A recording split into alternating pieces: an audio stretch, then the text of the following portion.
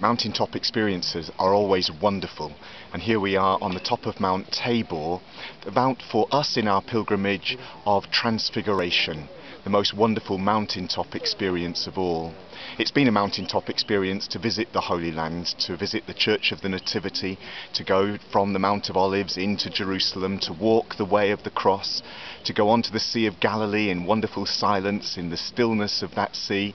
It's been wonderful to sense the presence of God, to meet people, to visit wonderful places. It has been a mountaintop experience. But all mountaintop experiences have to come to an end, and we have to come down from this mountain, join our taxis, go to lunch, and catch our flight home back to the ordinary everyday world. Mountaintop experiences come to an end, and they came to an end for the disciples, Peter, James and John. They had to go down from that mountaintop with Jesus, and when they got to the bottom of the mountain, well, they came down to earth with a bump. The other disciples were arguing with themselves, and there was a man whose son they just simply couldn't heal. And Jesus, in almost irritation with them, moans their lack of faith and their unwillingness to believe. And he longs for them to have faith.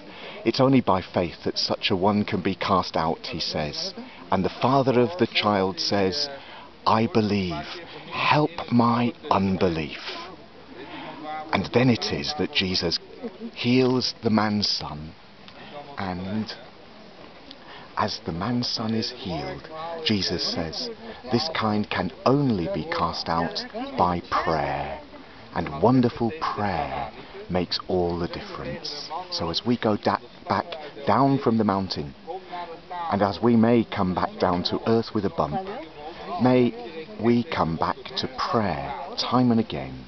And in our faith, maybe we'll echo the faith of that father. I believe, help my unbelief. For that is the faith that will keep us on the pilgrimage that goes on throughout our lives.